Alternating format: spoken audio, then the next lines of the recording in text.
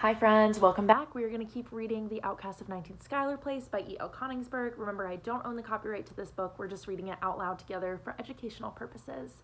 So last time we read, right, Margaret had that plan. She was up high on that platform in Tower 2. She was ready to stop the demolition. Her plan didn't go as planned. Tartufo ended up in the pound. She ended up at the juvenile detention center, and her uncles had to come rescue her.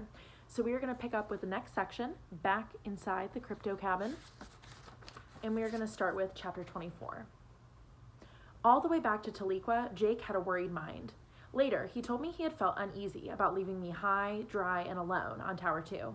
He was upset with himself for not having a backup plan. Hadn't Alex said that everyone should always have a backup? He knew he should not have left without one. It was late when he opened the door to his cabin. He found a post-it on his coffee pot. It was from his mother. Hummingbird Cabin needed new light bulbs. He checked the time. Not quite midnight, still Wednesday, still his day off. But it was well past lights out for the hummingbirds, so they were already in the dark. They would see daylight before they needed new bulbs. He crumpled the note and threw it in the corner trash. He brewed a fresh pot of coffee and sat in his chair and thought about the towers. It was funny how important they had become to him. He would not even have known that they existed if his mother had not called Uncle Alex that Sunday that I preferred not to go tubing on the lake. That Sunday. About an hour after the bus left, Mrs. Kaplan came into Meadowlark carrying a plate of cookies and a container of milk. "Come, Margaret," she said. "Come sit here so we can have a little chat." She placed the plate of cookies between us. "Help yourself," she said. I took a cookie, said thank you, and took a bite. She smiled and waited for me to swallow. I took a second bite. She allowed me to chew a little before she said, "Today, Margaret, we heard you preferred not to go tubing on the lake." I nodded. "As a result, Margaret, we hear that you kept an entire bus full of girls waiting while you took time to decide that you preferred not to go. Is that not so?" "Not quite," I replied. "Can you tell us what you mean by not quite?" "Sure," I said. Mrs. Kaplan waited. I did not hold up the bus while I made up my mind. I had made up my mind the night before. It was Gloria who held up the bus. "Now, Margaret, you don't mean to tell us that Gloria would keep a busload of girls waiting?" "Gloria knew how eager everyone was to go tubing on the lake. Everyone but you, Margaret." "Is that milk for me, Mrs. Kaplan?" "Yes, it is," she replied, handing it over. It was hot and I was thirsty, and I could hear myself making glug-glug sounds. I said, "So much better than that powdered stuff you give us in the mess hall." "The powdered milk keeps better," Mrs. Kaplan said. "And it's a lot cheaper," I replied. "Margaret," Mrs. Kaplan said. "Margaret," she said softer. "Yes, Mrs. Kaplan?" "You haven't answered our question." "I'm afraid I didn't hear a question, Mrs. Kaplan. Would you mind repeating it?" "You knew that everyone was eager to go tubing." "And?" "And you knew that Gloria would have to come to Meadowlark to get you." "And?" "So why did you tell us that Gloria, not you, held up the bus?" "Because I told Gloria last night I would not be going tubing on the lake." "Gloria would not have held up the bus if you had told her. She is one of our finest counselors. She has seniority among all our counselors." "She must have selective hearing loss. It's a medical condition of seniors." "Gloria is 22 years old. She's not even old enough to be your mother." "Then she must have selective listening." I paused a minute. "This morning I told 3 of the alums, here I counted on my fingers, Alicia Silver, Ashley Schwartz, and Blair Patiani to remind her." "And no one heard you?" "I guess not." "Do you want me to believe that these girls also have selective hearing loss?" "They must. Otherwise, I would have to believe no one told Gloria so that I would be blamed for holding up the bus. That's a lot harder to believe than that they have selective hearing loss, isn't it, Mrs. Kaplan?" Mrs. Kaplan immediately dropped the subject of who held up the bus. She sighed mightily before resuming her smile. "Why, Margaret, why do you reject all of our efforts to befriend you?" she asked as she reached out to cover my hand with hers. I allowed her hand to rest on mine, looked her straight in the eye, and said, "Because you are destroying my self-image." Even though the little chat did not end exactly there, that was where it hit the bottom. That was when she popped up from my bed, and that is when the cookie crumbled, and that is when she sent me to Ms. Starr for the second time. Jake remembered his mother's shock and dismay after that little chat. She had gone to her office to compose herself and read over my file again, and then went to find him. Earlier in the day, just about the time that Jake's mother was carrying cookies to Meadowlark, Cook had called Jake and asked him to come to the mess hall to fix her sink. The problem required nothing more than a plunger and took only a few minutes. When he finished, he saw the Sunday New York Times lying on Cook's cutting board. He asked Cook if she was done with it. She told him to help himself, so he did. He poured himself a cup of coffee and sat down with the newspaper. Coffee was not offered to the girls, and he helped himself only when they were gone, and not too often at that, because he liked real cream in his coffee, and the best the mess hall had to offer was milk, and whether it was powdered or in the bottle, it was skim. The mess hall was next door to the infirmary. Just as he sat down, he heard singing. Scatter her enemies and make them fall, confound their politics. He looked out, and just above the lower edge of the window, he saw a dark head moving toward the infirmary. Surprised that any of the girls were left in camp, he got up to see who it was. He recognized me, the Bartleby girl. I was singing as I sauntered slowly toward my next encounter with Nurse Louise. He smiled to himself as he thought, she must have preferred not to go tubing on the lake. Keeping himself out of the window frame and in the shadows, he watched as I made my way to the infirmary. He heard, frustrate their knavish tricks, on thee our hopes we fix, God save us all. He watched until I was out of sight behind the infirmary door. As he sat back down with his coffee and his newspaper, he thought, how strange. No camper has ever sung that before. He had hardly glanced at the headlines when his mother came into the mess hall, visibly upset. He saw that she needed to talk. Mrs. Kaplan helped herself to a cup of coffee. Before she would allow herself to sit down, she said, Jake, you will not believe what your Bartleby girl said to us. Said to us? Us, mother? This is Jake, remember? I'm your son, your only son, singular. You are my mother, my only mother, singular. So who is us, mother? Jake said he didn't know what had prompted him to choose that moment to call his mother on saying us for me and we for I. After all, she'd been doing it for years. Maybe it was timing, having his Sunday morning interrupted first by Cook, now by her. Maybe it was just that there was something acid in this session's hot summer air. Maybe, and most probably, it was hearing God Save the Queen that did it. Jake's remark caught his mother halfway between sitting and standing. She was undecided about whether she should get up in a huff or sit down and have it out with her son. Jake made the decision for her. He took her hand. Calm down, mother. Just calm down. Let's talk about this. Tell me what Bartleby said. Mrs. Kaplan sat. She took a shallow sip of coffee and said, when I asked her why she rejected all our efforts to befriend her, she said, because you are destroying my self-image. What did you do? I sent her to Louise. Nurse Starr? Mrs. Kaplan set her cup down. She nodded. Jake evoked the image of me, that singular dark head poking its way into the infirmary singing. As the sight came into focus, so did the song I sang. He hummed a little, then half to himself, he started to sing the first verse, the one he knew best. God save our gracious queen, long live our noble queen. By the time he got to happy and glorious, long to reign over us, he was singing out loud, and when he got to the final line, God save the queen, he was con brio. Applying her smile like a cosmetic, his mother asked, what did you just sing? I was singing God Save the Queen. Is my voice so bad you don't recognize it? That Kane girl, Bartleby, was singing it just now. Full-voiced, Jake repeated, happy and glorious, long to reign over us, God save the Queen. Mrs. Kaplan was too bothered to try to figure out why she was so bothered by that song. Instead, she focused on the singer. So, she hissed. So, she repeated. Our Miss Kane, Miss Margaret Rose Kane, was singing, was she? She was singing while I was agonizing over what she had just said. Agonizing? I don't call sending her off to Louise Starr. His mother's head lolled back as if slung from a slingshot. The smile was gone. What was happening? Her son had never spoken to her like this before. Never. Who is us, mother? I don't call... She stood up stunned. She stayed in place seething until she gathered breath enough to reply. Well, Jacob, in the words of your protege, I want this conversation to be over. And she stormed out of the mess hall.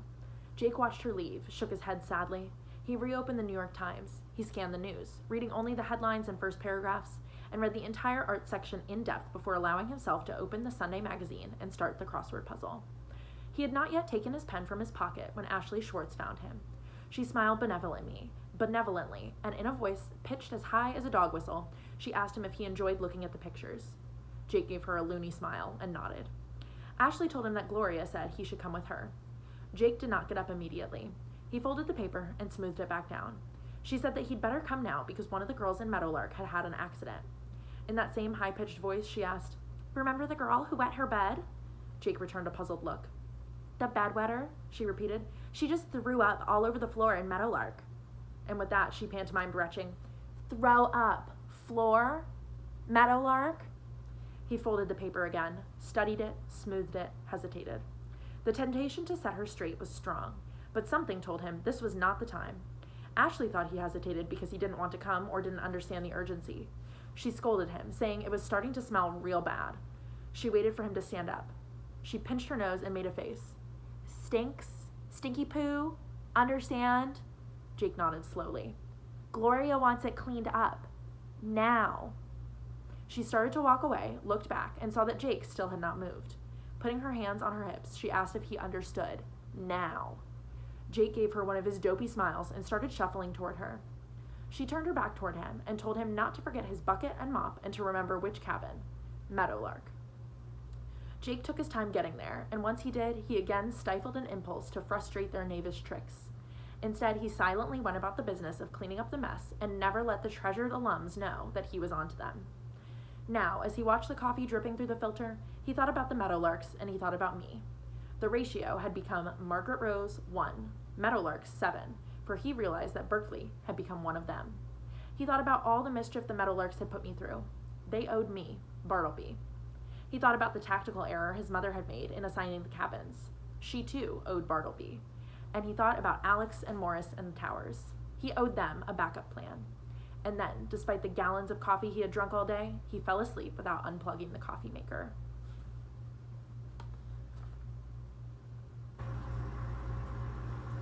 Chapter 25. The following day, Jake was reluctant to leave his cabin. He knew that any news about our plan, good or bad, would come by phone. He quickly changed the light bulbs in Hummingbird and came back to the cabin and waited for the phone to ring. He picked up the receiver to make sure that there was a dial tone and then left to empty the trash cans in the dumpster. Returned to the cabin, listened for a ring, checked again for a dial tone. He was so jumpy it was difficult for him to efficiently be his inefficient self. He hurried through the rest of his chores, almost giddy with anxiety about his inability to conceive of a backup plan. It was Thursday and he was due to haul the dumpster down the hill for the pickup, and he would have done so had there been some way to take the phone with him. But there was no telephone cord long enough to reach the bottom of the hill, so he risked his mother's wrath rather than risk missing a phone call. He left the trash in the dumpster and hoped it wouldn't attract rats or rabid raccoons or overflow before he could cart it away. Everyone should always have a backup. Still worried and uneasy, Jake absent-mindedly picked up his paintbrushes and began to dab paint on canvas. It was then that the idea came to him. It came to him all at once. What to do, how to do it, and why it would work. He was ready to run out of his cabin and put his plan in action when he remembered Uncle Alex saying that he got things done by not being in a hurry. He would wait. Timing was all. He relaxed. He tuned his radio to the classical music station, and as he applied paint to his canvas, he refined his plan and thought about the joys of payback time. When my call came, he half expected the news to be bad. And it was, but it was bad in an unexpected way. The first time I told him I was in jail, it didn't even register. I'm in jail. Who is this? I'm who the operator said I am. I'm Margaret Rose Kane. Oh, that Margaret Rose Kane. He needed time. He desperately needed time if he was not to hurry, and the timing of his backup plan was to work. He checked his watch. There were 3 business hours left to the afternoon. Peter Vanderwall was on Central Time, so he had an extra hour to make that call. He put his brushes aside, picked up the phone, and asked for directory assistance. He made 3 calls before phoning Peter. Then he and Peter talked at length, because Peter always talked at length. When he hung up, Jake brewed a fresh pot of coffee, and then he waited. In the pre-dawn darkness, well past lights out and long before morning mess call, Jake stormed into Meadowlark Cabin and snapped on all the overhead lights. He clapped his hands and shouted, "Up! Up! Everybody up!" The girls were frightened, which is exactly what Jake had expected, and of which he took full advantage. "Get dressed, wear good tracking shoes, hats, and bring enough sunblock to cover yourselves from head to toe." Ashley Schwartz was the first to speak up. "Who are you?" she asked. Alicia said, "You're not Jake, are you?" "No, I'm his evil twin," Jake answered. "Now do as I tell you while I go get some supplies." "Supplies for what?" "For payback time." "I'm going to get Mrs. Kaplan," Ashley announced. "This is unauthorized, and I'm going to tell." "I wouldn't do that just yet," Jake said. "I think we ought to have a little talk first." Defiantly, Ashley started toward the door. Without touching her, but with a stare as potent as a New Zealand border collie, Jake herded her back to the row of girls, who were all standing now with their arms crossed over their chests, suddenly conscious of the fact that they were in their nightclothes in the presence of a grown man who was not an idiot. Keeping up his herding master mode, Jake said, "Sit!" One by one, the girls sat, 3 on the edge of one bed, 4 on the one facing it. Jake stood in the aisle between the 2. "Good," he said after they had ranged themselves a wingspan apart. "Good," he repeated. "Now we can talk." He spun around and looked at each of the girls, passing by each one once, then around again. "Let's begin with you," he said, pointing directly at Berkeley Sims. "Yes," he said. "Let's start with Metalmouth Berkeley Sims." There was a tittering wave that spread along one bed, the one on which Berkeley was seated, across the floor and along the length of the other. Nothing Jake could have said or done would have been better convinced them that this Jake knew more, saw more, heard more than they ever could have guessed. "Where were you at camp last year, Miss Berkeley Sims?" he asked without waiting for an answer. He said, "Butterworth cheerleading, wasn't it?" Berkeley nodded. "Is that where you learned the bedwetting trick?" he asked. She nodded again. "I thought so. It's quite popular among cheerleaders. Let me see if I have this right. It goes like this. 2 girls fill paper cups with urine, their own. They put them on the bathroom floor and leave. A 3rd girl picks one up, only one. The other is flushed down the toilet. 2 others fill paper cups with water. One of the girls stands guard outside the door, another climbs the ladder and stands on the top rung.